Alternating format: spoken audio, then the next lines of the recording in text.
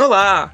Com o fim do ano se aproximando, eu pensei que uma maneira legal de se informar para talvez puxar assunto com a família no Réveillon seria eu mostrando um vídeo de curiosidades dos calendários que utilizamos na humanidade. Afinal, a sua história é cheia de participações importantes e muita matemática que justifica os modelos possíveis, tá? Mas acima de tudo, contar essa história é uma grande maneira de provar que a influência de poder sempre alterou a maneira como lidamos com o dia a dia. Porque como você verá durante minhas aplicações, o calendário geralmente sofre alterações por motivos culturais ou até mesmo banais, sinceramente. E seja adicionando o nome de alguém ou então evitando alguma cerimônia sendo comemorada por uma data festiva e tal, ele sempre é alterado, tá? E eu digo isso porque toda cultura e toda religião acaba adaptando uma espécie de contagem anual, ou seja, um calendário, e nem todas seguem os mesmos princípios. Na verdade, os calendários são separados entre as contagens lunares, que atendem aos períodos de lunação de 29 ou 30 dias. Isso, em nosso cotidiano, seriam as contagens de meses, no caso. Além disso, também temos as contagens lunisolares, na qual se devem uma mistura de tradições que contam com as estações do ano e as estações de luas, como feita, por exemplo, nos calendários judaicos.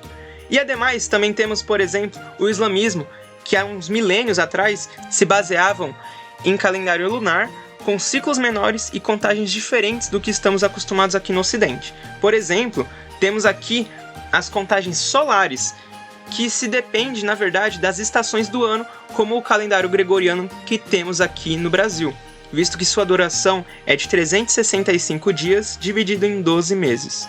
E eu acho super relevante acrescentar a informação da quantidade de dias e meses, porque praticamente em toda a história nem sempre foi assim.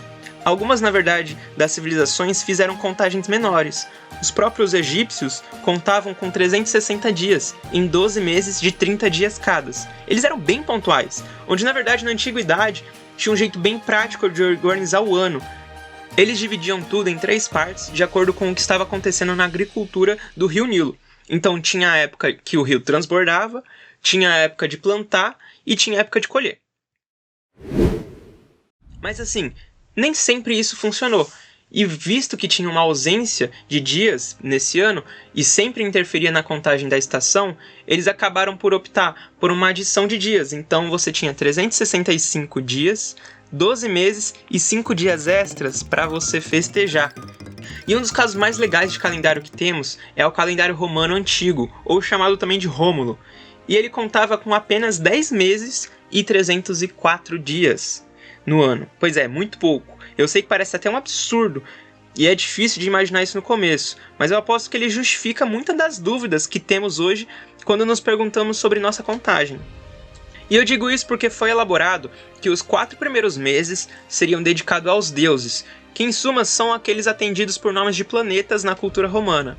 Então, quando pensamos em Martius, Aprilius, Maius ou Maius, Június, estamos na verdade referindo a Marte, Apolo, Júpiter, que seria algo como o maior, o Maius, e Juno.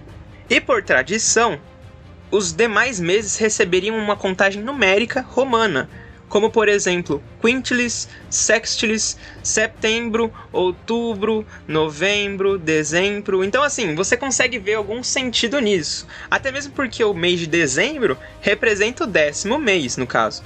Então, isso não duraria muito tempo, afinal você teria a adição de outros meses até que ele caísse para a 12ª posição, mas é entendido que assim, futuramente esses meses até sofreriam alterações, como por exemplo, julho e agosto viriam a ser substituídos por Quintilis e Sextilis, em homenagem a Júlio César e César Augusto, imperadores de Roma. Mas como você deve imaginar, um ano com apenas essa quantidade de meses ainda tinha que lidar com alguns problemas, afinal, na passagem de ano, esse atraso aconteceria nas estações. Então, visto isso, Numa Pompílio reformou a contagem de Rômulo e inovou seu calendário com a aquisição de mais alguns meses. E é assim que surgem janeiro, fevereiro e até Mercedônios entra nessa conta. Ele, na verdade, é um mês que só surge quando você tem uma correção no ciclo lunar. Mas isso é mais antigo, não acontece mais. Porém, isso tudo ainda era uma bagunça. Não é à toa que foi preciso de mais uma reformulação, e dessa vez vindo de Júlio César, que pediu para o astrônomo grego Sosígenes que reformulasse e corrigisse uma melhor versão do calendário. E ele garantiu, na verdade, um ótimo sucesso. Até pouco tempo atrás, alguns países ainda aqui viriam a adotar o calendário juliano, que é esse calendário que eu estou me referindo, onde na verdade houve uma confusão na tentativa de se aplicar esse calendário. Eles acabaram colocando dias a mais no dia de sua chegada, porque eles estavam esperando o solstício. Então foi em 45 antes da Era Comum que foi aplicado o calendário juliano.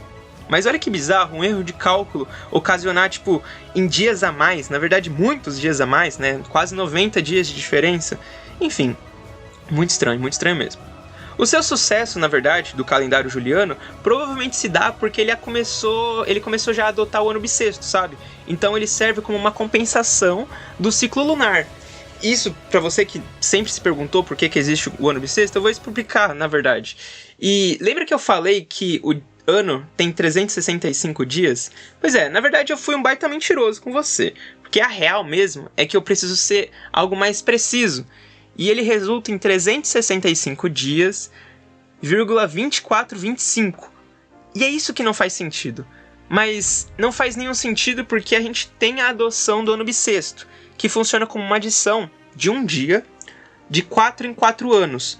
Para compensar, a gente adiciona, na verdade, o dia 29 de fevereiro aqui no Ocidente. E se você ainda está se perguntando como que eles faziam isso na Antiguidade, eu devo admitir que eu não sei como eles faziam ao certo. Mas a gente imagina que eles utilizavam, o Sosígenes utilizava o método do relógio solar, onde ele analisava a sombra de diferentes dias do ano no mesmo objeto, e ele, analisando de um solstício para o outro, de um ano para o outro, ele bateria no intervalo de 365 dias. Mas se essa sombra estivesse com um mínimo diferente, ele na verdade queria dizer que eram 365 dias com alguma fração. E isso deixou o astrônomo grego super confuso, porque a conta não estava batendo, sabe? E era por conta dessa fração, essa fração de 0,2425. Portanto, a gente adiciona assim o ano bissexto para fechar essa conta certinho, né?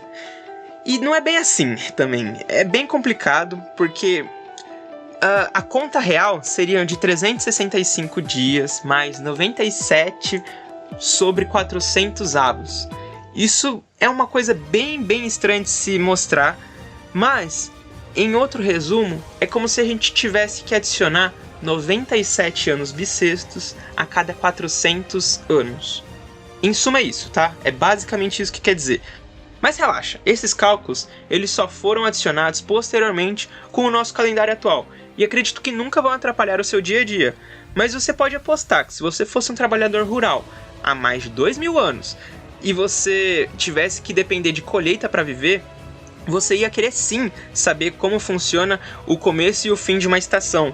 Mas como eu já mencionei antes, há mais de um tipo de calendário. Hoje mesmo é muito comum, na verdade, que você ouça falar sobre algumas comemorações, como o Ano Novo Judeu, o Ano Novo Chinês. Isso porque o calendário gregoriano que utilizamos hoje é de origem católica durante o poder do Papa Gregório VIII. Mas antes disso, eu quero comentar que nesse momento da história, eles já faziam a contagem de anos distribuídos em AC, antes de Cristo, e DC, depois de Cristo, conforme os cálculos do monge Dionísio, onde esse teria, na verdade, errado a idade de Cristo, por quase 7 anos de diferença. Mas você pode apostar que não faz diferença nenhuma viver 6 ou 7 anos no passado. Já pensou que estranho, na real? Provavelmente a gente estaria na virada do ano de 2030. Mas enfim, meu grande conflito com essa adição no calendário foi, em primeiro lugar, a adotar o termo antes de Cristo e depois de Cristo pode ser, na verdade, um desconforto para as outras religiões que têm que, eventualmente, adotar o calendário gregoriano para se conectar com o resto do mundo. Mundo esse que na qual 2/3 não acredita no cristianismo. Então, a minha indicação é que, sempre que você puder, utilize ou adote o antes da Era Comum e o Era Comum, que é uma forma de respeito, mas é claro, não vai soar também como um insulto. Mas em segundo lugar, esse outro sim me incomoda um pouco. Enquanto eu li o livro Dinossauro no Palheiro, do paleontólogo Stephen Jay, ele cita que durante a programação do Dionísio, a construção do calendário leva à adoção do ano 1 a.C., como na verdade o marco zero, teoricamente, pois esse matemático safado não incluiu a origem, e isso é um problema muito ruim para você nomear o século. E o que eu quero dizer com isso?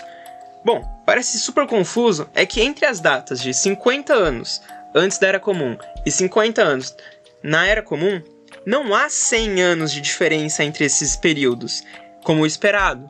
Há, na verdade, 99 anos de diferença, o que significa que não existe um zero, o que significa que a contagem romana de séculos sofre um pouco com lógica. E por que isso me incomoda tanto, você deve estar se perguntando? Acontece que esse deslize faz com que a nomenclatura do século ocorra só um ano depois de um múltiplo de 100. E eu vou dar o meu exemplo preferido. O ano de 1999 é um marco muito importante, não é? Porque durante um mundo globalizado, o tamanho era tão grande de informação que todos observaram de perto a virada do milênio, não é? Bom, e se eu falar que não? Quer dizer, aconteceu, mas e se eu falar que, na verdade, a virada do milênio não aconteceu em 1999 para os anos 2000? Quer dizer, eu sou a favor da ideia de que tenha acontecido socialmente. Mas se você seguir a aplicação de Dionísio, infelizmente para a história e para a ciência, o século só virou no fim dos anos 2000, pro 2001. Então o milênio também. Isso tudo por conta de um cálculo que não incluiu o ano zero. E você pode discordar de mim.